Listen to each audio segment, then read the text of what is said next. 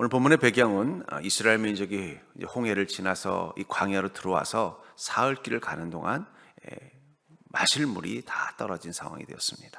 당연히 목마르니까 지치고 힘들고 가져온 물도 다 떨어진 이 상황에서 그 많은 사람들이 먹을 물이 없어 구하고 있다가 보니까 마침 이 마라라는 이 오아시스 물이 발견돼요.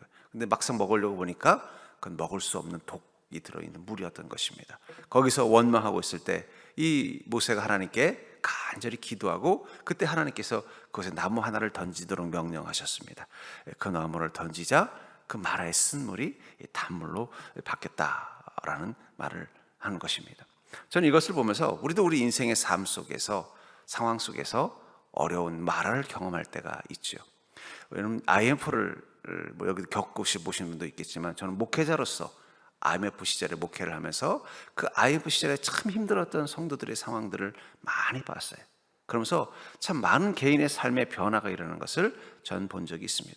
우리도 우리 인생 여정 가운데 우리가 어떻게 할 수 없는 이 마라의 쓴물을 만날 때가 있다는 것입니다. 그때 우리는 원망할 수밖에 없습니다. 마치 이스라엘 민족이 그 마라의 쓴물 앞에서 원망한 것처럼 말입니다. 그런 의미에서 이 원망이라는 것은 절망의 표현일 것 같아요. 기대했는데 생각해 보십시오. 이스라엘 민족이 홍해를 건널 때만 해도 얼마나 꿈에 부풀었겠어요. 그 도저히 건널 수 없었다고 생각했던 그 홍해를 하나님께서 그 물을 마르게 만드시고 지나간 거 아니에요. 이런 경험을 해본 인생이 이 세상에 얼마나 있겠습니까? 하나님의 이적을 경험한 거예요. 또 자신들을 그렇게 평생 괴롭히던 이 애굽의 군대들이 어떻게 된 거예요? 그 홍해에 수장되는 모습을 보면서 얼마나 또 통쾌하고 속이 다 시원했겠어요. 그러니 그들은 앞길을 갈 때 어떤 마음이었겠어요? 꽃길을 걷게 됐다고 생각했을 거예요. 이제부터 꽃길만 기다릴 줄 알았던 거예요. 근데 웬걸요? 3일 동안 간 그 길은 거친 돌밭길이요, 물 한 모금 얻을 수 없는 이 광야 길이었다는 거예요.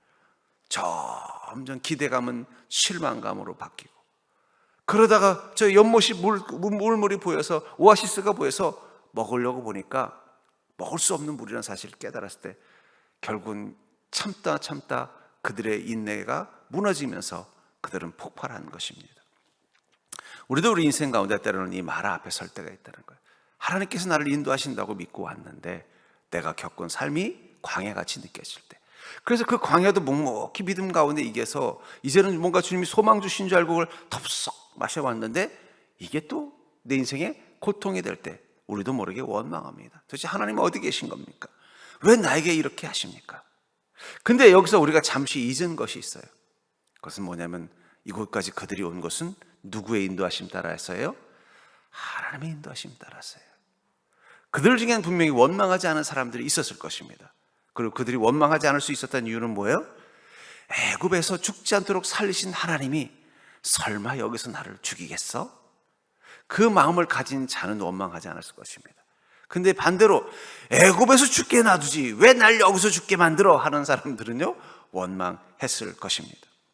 그런데 그 속에서 모두가 원망하고 있을 때 모세는 어떻게 했습니까? 하나님께 기도합니다. 그 순간 하나님은 권능의 하나님 되셔서 그의 삶 가운데 응답하십니다. 그것은 바로 나무알을 잘라다가 그 쓴물이 된 이 마라라는 이 오아시스에 던지라는 명령이었습니다. 던지고 났더니 그 쓴물이 바뀌어 이제는 그 물을 먹고 3일간의 목마름을 해결하게 됐다. 바로 하나님의 권능의 응답이 일어난 것입니다. 저는 이 내용을 통해서 우리 인생의 마라 앞에서 하나님의 권능이 우리를 회복시키는 은혜를 경험하려면 우리는 어떤 믿음을 가지고 우리 인생의 마라 앞에 서야 될까요? 우리도 분명히 마라 앞에 설 때가 있어요. 기대했는데 처음에 야 저기 물이 있다 할 때만 해도 그들은 어떤 기대감이었겠어요. 3일간 목말랐던 그 마음, 빨리 가서 해결하자는 마음 때문에 막 가서 막 물을 마시고 싶은 마음으로 한 입 넣었는데 쓴 물. 아마 모세가 요즘 이 시대에 오면은 요즘 사람들 보고 이상하게 생각하거든요. 그 먹을 수도 없는 그 쓴물을 마라탕이라고 그냥 가게를 만들어서 파는 걸 보면 이상하다고 생각할지도 모르겠어요. 그런데 그 순간 얼마나 낙심이 되고 절망이 됐겠냐는 거예요. 마찬가지라는 것입니다. 우리도 기대했는데 실망할 때가 있어요. 지금까지 견뎌왔는데, 믿음으로 견뎌왔는데 이제는 주님께서 뭔가 좋은 사인을 보여주시는 줄 알고 그걸 잡으려고 했는데 막상 경험해 보니까 뭐예요? 이게 고통이 되는 거, 어려움이 되는 걸 느낄 때 우리는 낙심하고 절망할 수밖에 없다는 것입니다. 근데 그 속에서 하나님은 그 고통을, 그 쓴물을 단물로 바꿔서 그들의 목마름을 치유하시고 회복하셨다라고 말하고 있다는 것입니다. 그렇다면 우리는 우리 인생의 이 쓴물, 아마 분명히 주님께서 나를 이쪽으로 인도하신 건 분명한데, 또 주님께서 보여주신 이 우물물, 이 시원한 오아시스라는 이 물이 보이는 것도 분명한데, 그것이 먹을 수 없는 물이라고 느꼈을 때 이 절망감 가운데서 우리는 어떻게 믿음으로 반응해야 되는가? 저는 그것을 통해서 여러분들의 인생 앞에 있는 그 쓴물을 단물로 바꾸는 하나님의 권능을 경험하는 자가 될 수 있기를 주의 이름으로 간절히 축원합니다. 그러려면 먼저 우리에게 필요한 믿음이 무엇이냐? 원망을 부르짖음으로 바꾸는 것이 필요하다는 거예요. 원망을 부르짖음으로 바꾸어야만 우리는 쓴물이 단물로 바뀌는 것을 경험할 수 있다는 것입니다. 24절부터 25절에 보면은 백성이 모세에게 원망하여 이르되 우리가 무엇을 마실까 하매 모세가 여호와께 부르짖었더니 여호와께서 그에게 한 나무를 가리키시니 그가 물에 던지니 물이 달게 되었더라. 거기서 여호와께서 그들을 위하여 법도와 율례를 정하시고 그들을 시험하실세. 마실 수 없는 물을 모세가 원망해서 뭐예요? 야, 이거 어떻게 해야 되냐? 이거 먹지도 못하는데 하면서 모세를 원망했다고 말하고 있습니다. 그러나 모세는 어떻게 했어요? 하나님께 원망한 게 아니라 하나님께 부르짖었다라고 말하고 있습니다. 우리는 어떨 때 원망할까요? 잠언 19장 3절에 보니까 사람이 미련함으로 자기 길을 굽게 하고 마음으로 여호와를 원망하느니라. 사람들이 어떨 때 원망한다고 말하고 있어요? 미련해서 원망한다는 거예요. 여러분 한번 생각해 봅시다. 하나님께서 그것으로 인도하셨는데 왜 쓴물을 주셨을까요? 결과적으로 나무 하나 던져서 단물로 바꿀 수 있는 물이라면 그냥 처음부터 단물을 주시지 왜 쓴물을 줬을까요? 여기 뭐라고 말하고 있어요? 그들을 시험하실세. 하나님은 확인받고 싶은 것입니다. 너희들은 정말 나의 인도하심을 기쁨으로 믿고 확신하냐는 거예요. 내가 너희들을 광야로 인도하더라도 너희는 그것을 믿고 따라올 수 있는 자들이냐. 제가 하나님이라면 3일 동안 니들 걸어오느라고 고생했다. 여러분 애굽 사람들은, 이스라엘 민족들은 수백 년 동안 애굽의 노예로 있었습니다. 노예라는 사람들의 특징이 뭔지 아세요? 멀리 갈 일이 없다는 거예요. 왜냐하면 노예는 늘 제약을 받고 제한을 받기 때문에 아마 다리는 그렇게 튼튼하지 않을 거예요. 손과 팔은 힘이 셀 거예요. 아무래도 힘든 일을 많이 하니까. 그러나 다리 써서 멀리 갈 일은 없는 사람들이에요.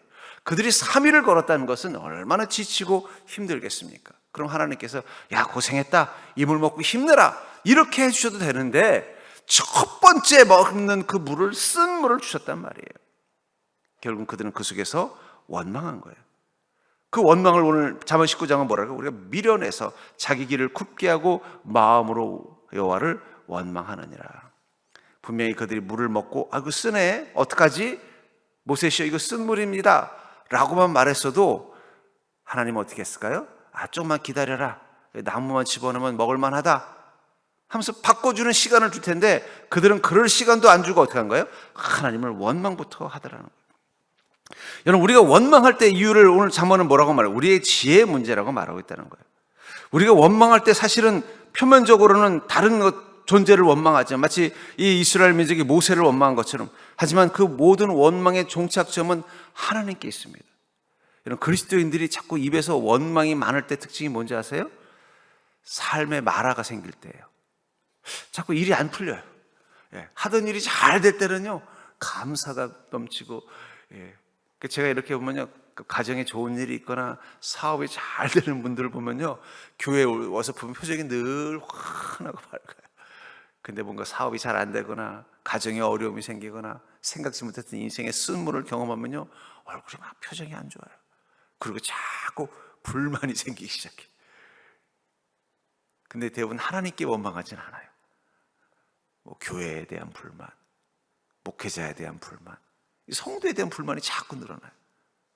근데 보면요 자기 삶 속에서 뭔가 좀 일이 잘 풀릴 때, 단물을 경험할 때, 자녀들이 막 승진을 한다든지 혹은 자녀들이 잘 되고 있다든지 자기가 하는 일도 뭔가 좀 형통이 나타나다든지 집안에도 좋은 일들이 많으면요 그때는요 원망 없어요.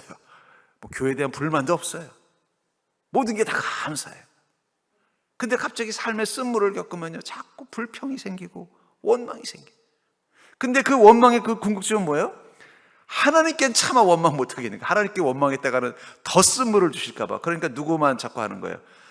옆에 있는 사람 찌르는 거예요. 아이, 저 집사님이 요즘 좀 교만해진 것 같아. 나한테 자꾸 자식 자랑하는데 기분이 나쁜 거예요. 자식 자랑하는데 기분 나쁜 거예요. 왜냐면 지금 요즘 내 자식이 잘 안 되고 있거든요. 그럼 어떻게 돼요? 불만이 생기는 거예요. 아이, 저 집사님은 아니 믿음 좋은 집사님이라면서 그래 자식 자랑이나 하고 말이야. 예수님 자랑해야지. 자기는 자식 자랑 안 해요. 자기도 해놓고는 요즘 자기 자식이 안 되니까 자랑 못하고 옆에 자식 자랑하는 집사님 마음이 안 되니까 불평하는 거예요. 아, 목사님이 옛날엔 나를 보고 그렇게도 웃어주고 기도도 많이 해주더니 요즘 목사님이 자꾸 딴 데 마음 뺏겼나 봐. 사실은 뭐예요? 자기가 지금 잘 안 풀리는 게 이 목사님 탓처럼 보이는 거예요. 그 근원 속에 누가 있어요? 하나님께 원망하고 싶은 마음이 있다는 거예요. 여기 이스라엘 민족은 모세를 원망하는 게 아니야.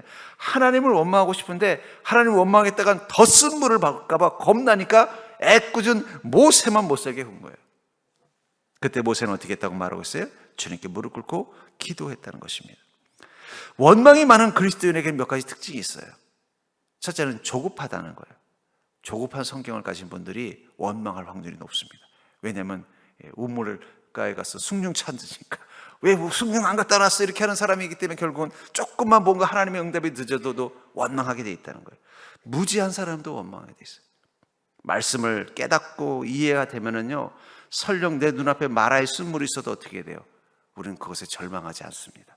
아, 그래, 맞아. 옛날에 이스라엘 민족들도 그 광야에서 마라 앞에서 원망했다가 하나님께 혼났는데 내가 이런 일 가지고 혼나면 안 되지.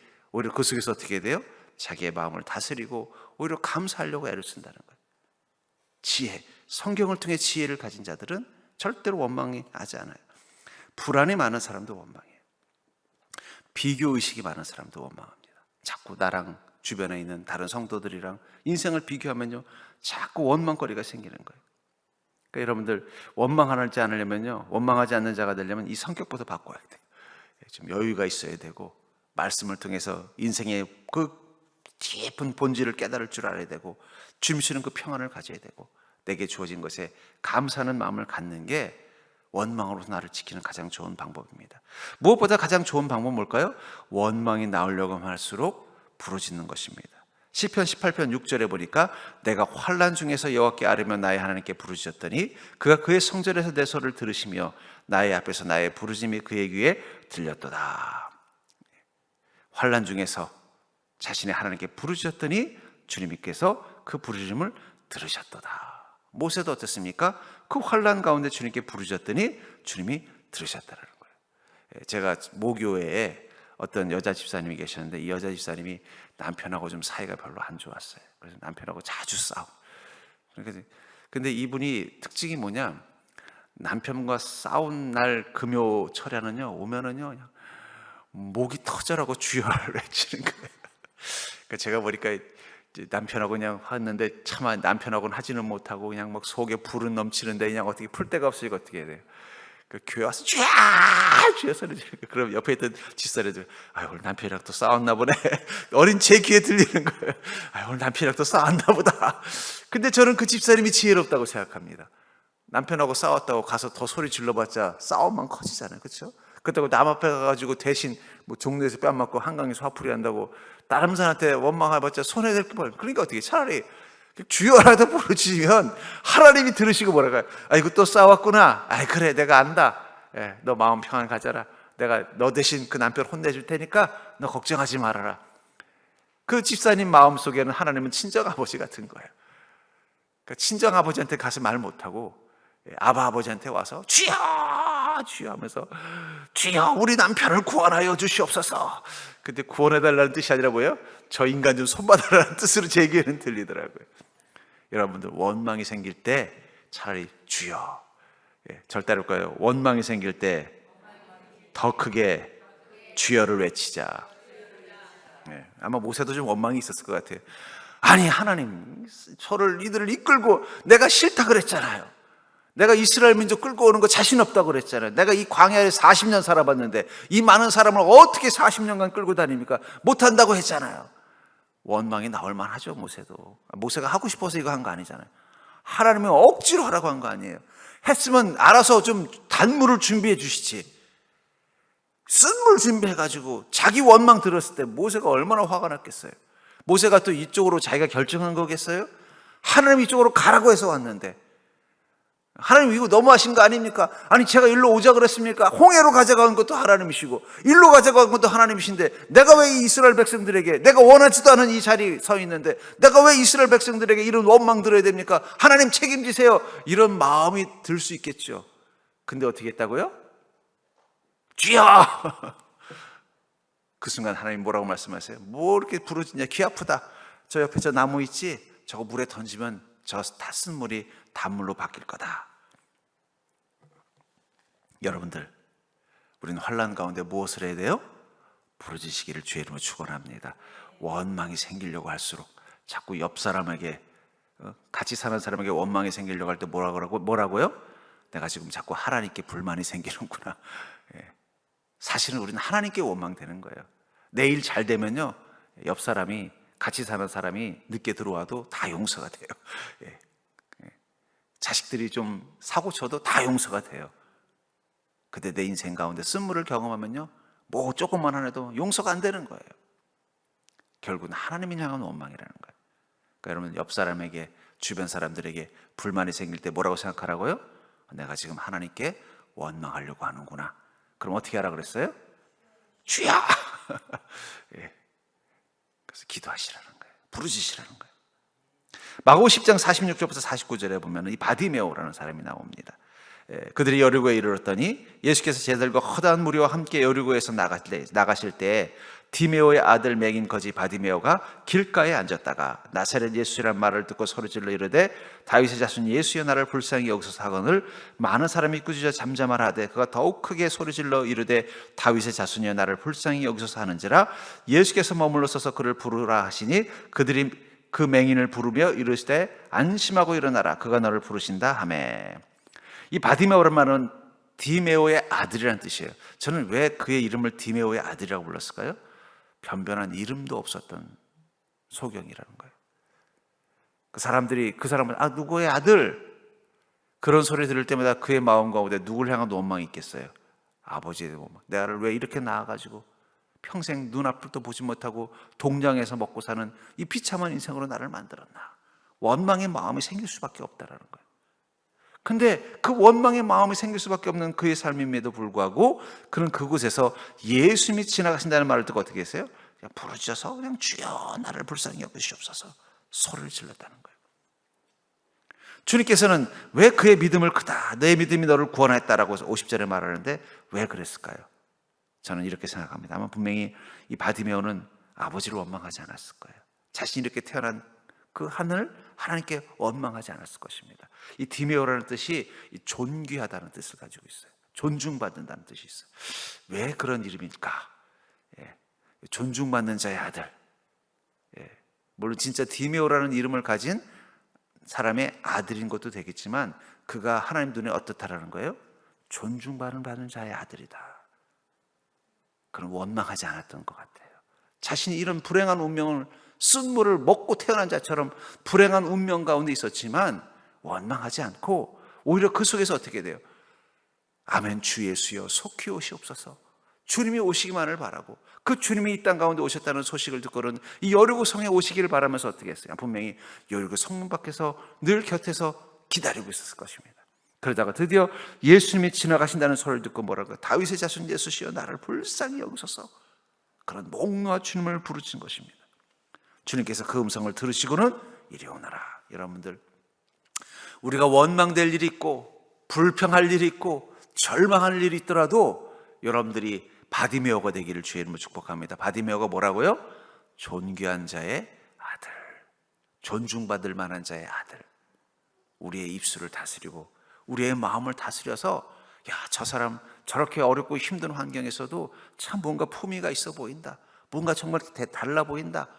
정말 믿음 있는 사람처럼 보인다.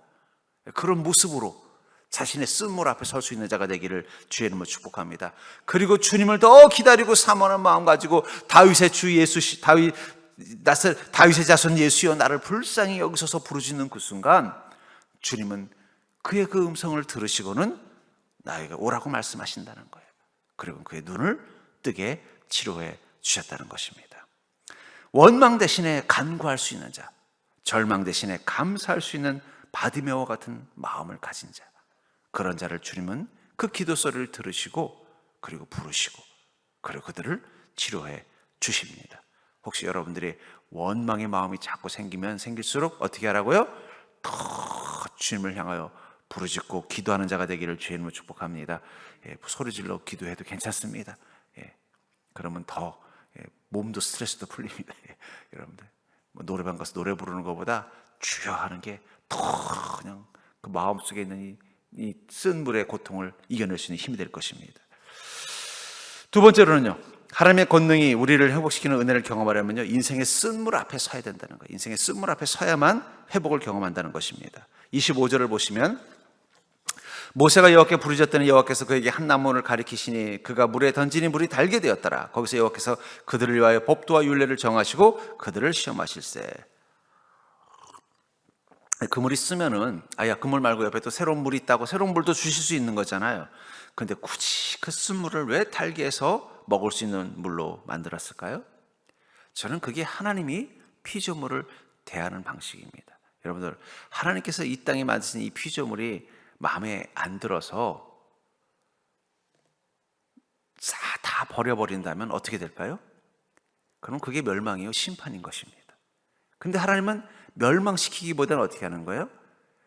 고쳐 쓰려고 하는 거예요. 고쳐서 새롭게 만든다는 건 고쳐 쓰는 것입니다. 고쳐 쓰는 거. 쓸 수 있는 존재로 만드는 것입니다. 저희 차가 지금 이제 한 2005년도에 샀으니까 벌써 한 9년 차 됐군요. 9년 된 차인데 작년에 갑자기 한여름에 에어컨이 안 나오는 거예요. 얼마나 그냥 더웠는지, 그것도 휴가 가다가 에어컨이 안 나와가지고 때 앞에서 그래가지고 안 되겠다, 이건 뭐 도저히 안 되겠더라고요. 그래서 그냥 대충 뭐 휴가지에서 갔더니 보니까 컴프레서가 나갔다는 거예요. 컴프레서가 뭡니까? 그랬더니 에어컨 보시면 뒤에 이렇게 막 돌아가는 거 있죠. 그게 이제 공기를, 냉매를 차게 만들어서 공기를 차게 만드는 거예요. 그게 고장이 났다는 거예요. 그럼 그거 어떻게 됩니까? 그랬더니 그걸 바꿔야 된대요. 그래서 바꾸려면 얼마입니까? 그랬더니 새 거는 뭐 몇만 원, 그리고 그 재생이 있대요. 재생은 좀 싸대요. 그 재생이 뭡니까? 했더니 고장난 걸 고쳐서 새롭게 만들어서 쓰는 게 재생이래요. 그래서 차이가 있나요? 그랬더니 뭐 많이 차이 안 나요 그러더라고요. 근데 가격은 많이 차이 나서 그냥 재생으로 해주세요 해서 재생을 넣습니다. 넣어서 타고 다니고 있는데 아주 잘 달리고 있어요. 그러니까 하나님은 우리를 버리고 새롭게 완전히, 물론 예수님께서 다시 오셔서 부활할 때는 완전히 새로워질 수 있겠지만 그 전까지는 우리를 어떻게 해요? 재생해서 쓰시려고 하시는 거예요. 재생해서. 그러니까 하나님이 가지고 계시는 하나님의 어떻게 보면 스타일이라고 보면 돼요. 하나님 안 버리셔요. 아까워하셔요. 이거 내가 만든 건데 좀 험이 있다고 이걸 버려야 되나? 이걸 어떻게 하면 내가 잘 써서 새롭게 멋지게 리뉴얼할 수 있을까? 이런 고민하시는 분이 하나님이시라는 거예요. 그러니까 여러분들 여기 지금 살아계신 겁니다. 만약에 하나님께서 안 그랬으면 이거 갖다 버리고 그냥 새로 해야 되겠다 할 텐데, 하나님이 우리가 참 이 흠도 많고 약점도 많지만 뭐예요?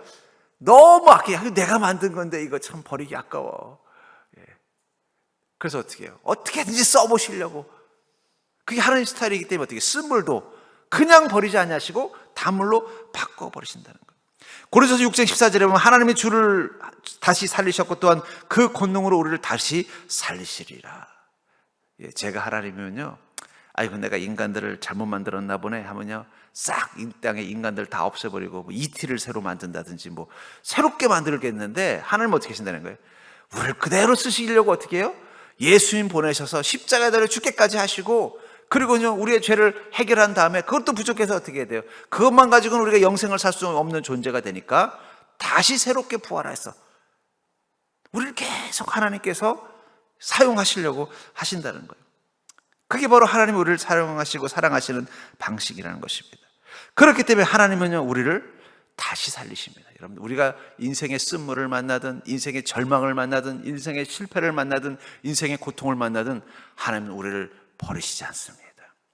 우리가 하나님 앞에서 얼마나 어리석어지더라도 하나님은 우리를 버리시지 않습니다. 이스라엘 민족 보십시오. 그렇게 속을 썩여서 하나님 화가 나서 어떻게 해요? 나중에 북이스라엘은 아수르를 통해서 멸망시켜버리고 남이스라엘은요 다 바벨론의 포로로 끌고 갔지만 하나님은 결국은 버리지 못하고 어떻게 돼요? 도로 데리고 와가지고 다시 이스라엘 나라 세우잖아요. 하나님은 좀 정이 많으신 분이에요. 그러니까 여러분들 걱정하지 마세요. 여러분들 절대 안 버리십니다. 여러분들 인생 쓴물로 절대 여러분들 멸망하도록 놔두지 않으신다는 거예요. 하나님 것을 단물로 바꾸신다는 거예요.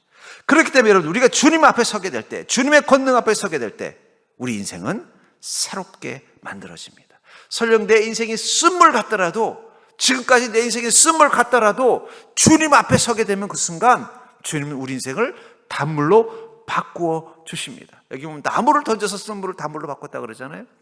우리의 영혼의 쓴물을 단물로 바꾸는 나무는 바로 십자가 하나뿐입니다. 예수 그리스도의 십자가를 통해서 하나님은요, 우리 인생을 쓴물이 아니라 단물로 바꾸려고 하는 거예요. 그러니까 여러분 기억하십시오. 예수님 만났는데도 난 왜 이렇게 쓴물인가? 그건 주님의 계획이 아니에요.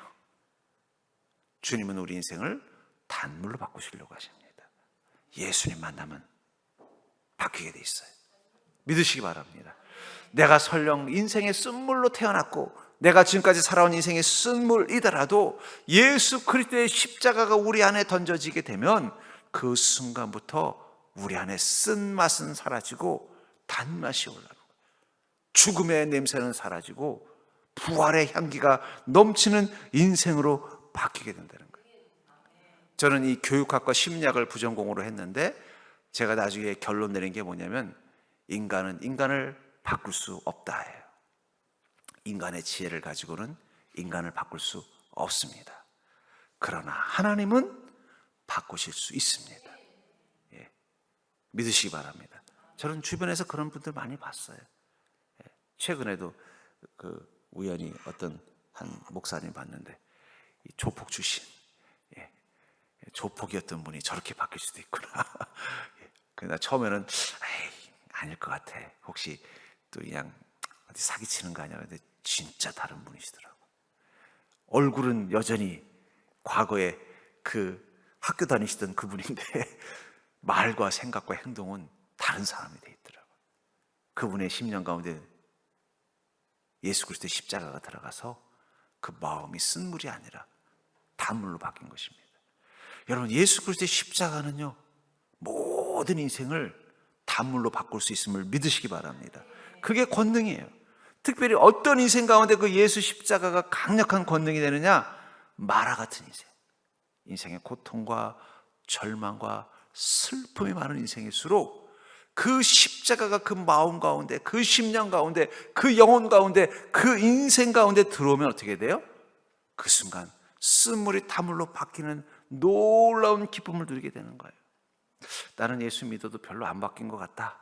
그건 둘 중에 하나입니다. 내가 별로 안 쓴 인생이 단물이 많은 인생일 수도 있고, 예, 그래도 그나마 그래도 복을 많이 받아서 그냥 살만한 인생이기 때문에 별로 변화가 안 나타나는 것일 수도 있고, 아니면 그 예수 그리스도의 십자가를 더 깊은 곳에 던지지 않아서 그럴 수도 있어요. 그런 의미에서 여러분들의 인생이 정말 주님, 나는 왜 인생이 마라 같습니다. 왜 이렇게 인생에 쓴맛이 나고, 왜 이렇게 인생에 아픔이 많고, 왜 이렇게 인생의 근심으로부터 자유하지 못합니까? 하면 지금 우리에게 필요한 믿음은 무엇입니까? 이 모세에게 명령하신 것처럼 한 나무를 가리키시니 그가 물에 던지니, 예수 그리스도의 십자가가 우리 인생의 쓴물 가운데 던져져야 된다는 거예요. 쓴물 같은 인생 가운데 던져지는 믿음이 된다는 거예요. 그러면 그 던져지는 믿음이 뭘까요? 저는 그걸 베드로의 고백을 통해서 알 수 있습니다. 베드로에게는 이 갈릴리 호수가 자신의 생명을 살리는 물과 같은 곳이에요. 근데 그날 밤 고기 한 마리 못 잡은 쓴물을 경험하고 돌아왔을 때 그는 이 물가에서 예수님을 만나고 주님의 말씀을 듣고 그의 마음 가운데 십자가 하나가 던져지게 된 것입니다. 그러자 그가 뭐라고 고백했어요? 주여, 내가 밤새 수고해서 고기 한 마리 못 잡았지만 이제 주님의 말씀을 의지하여 깊은 곳에 그물을 던지겠나이다. 결국은 십자가를 내 마음, 내 삶의 쓴물에 던진다는 건 뭘 말하는 거예요? 말씀에 의지하는 것입니다. 그 말씀을 의지해서 어디에 던지는 거예요?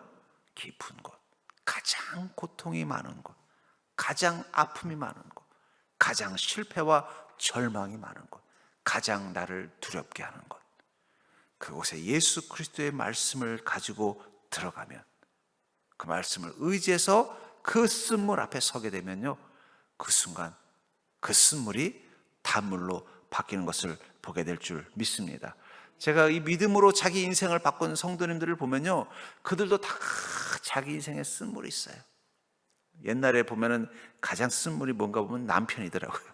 여자 집사님들, 요즘 여자 집사님들은 별로인데 옛날 여자 집사님들은요, 우리 권사님 세대들은요, 인생에 가장 쓴물이 남편이에요. 제가 어릴 적에 이렇게 엄마 따라서 기도원에 가면요, 우리 그 당시 때는 이제 뭐 한 3, 40대 이제 여자 집사님이죠. 지금은 이제 80대 되신 분들이지만 다 기도할 때 보면 남편 때문에 기도해요. 우리 남편이 또 어젯밤 안 들어왔습니다. 뭐 바람 피운 것 같아요. 남편이 또 어젯밤에 그냥 상을 집어 던지고 난리가 났습니다. 아유 주여, 우리 남편이 또 술을 먹고 또 그냥 막, 아이고 주여, 우리 또 우리 남편이 어디 보증을 잘못 써가지고 우리 좀 쫓겨나겠습니다. 남편들이 그렇게 속을 썩겠어요. 남편들이 쓴 물이에요.